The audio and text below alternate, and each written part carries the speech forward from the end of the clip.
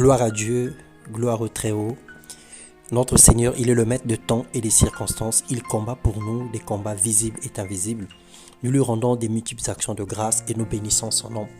Bienvenue dans notre partage quotidien. Bonjour bien-aimés frères et sœurs. Le Seigneur a pour nous un plan merveilleux.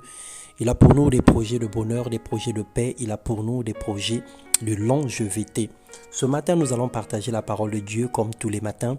Et le thème de notre méditation, résister aux assauts du diable.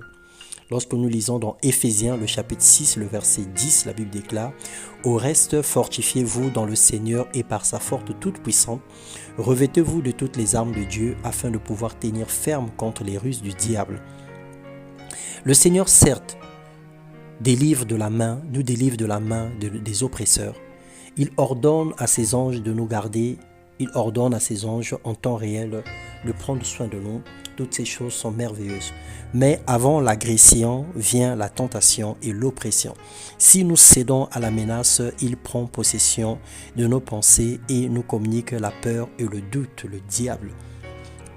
À cause de sa prospérité et du succès de ses ruses, il aura de l'arrogance dans le cœur.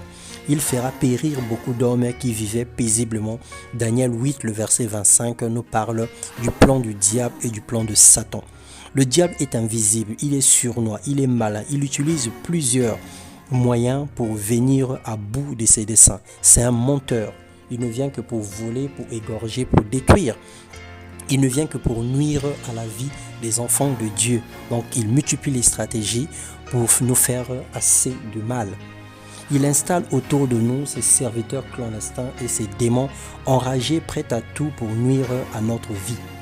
C'est pourquoi le Seigneur nous équipe et nous donne des armes spirituelles pour tenir ferme contre ces ruses.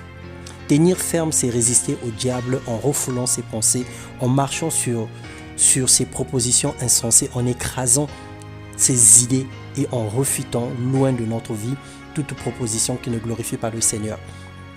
Et pour tenir ferme, il faille être soumis à Dieu et demeurer en Christ et que ses paroles demeurent intégralement et radicalement en nous. La Bible déclare « Soumettez-vous donc à Dieu, résistez au diable, et il fuira loin de vous. » Jacques 4, le verset 7. Souvent, ce que Dieu met à notre disposition nous semble moins agréable. Parce que nous sommes insoumis, déloyaux, rebelles, notre attitude donne l'avantage à Satan. Dieu nous donne comme armure, c'est-à-dire un moyen de se protéger. La vérité, la justice, le zèle, la foi, la conscience du salut et sa parole puissante.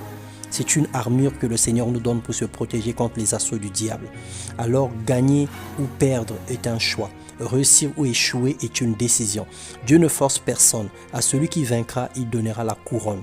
Alors le Seigneur nous encourage d'aiguiser nos armes spirituelles, d'être prêts au combat et de se mettre sur la défensive en cas d'attaque ou en cas d'assaut du diable. Que nos cœurs se disposent à se soumettre intégralement à Dieu et à demeurer véritablement en Christ. Que le Seigneur nous garde fidèles à lui. Bonne et heureuse nouvelle année dans le nom de Jésus-Christ. Amen.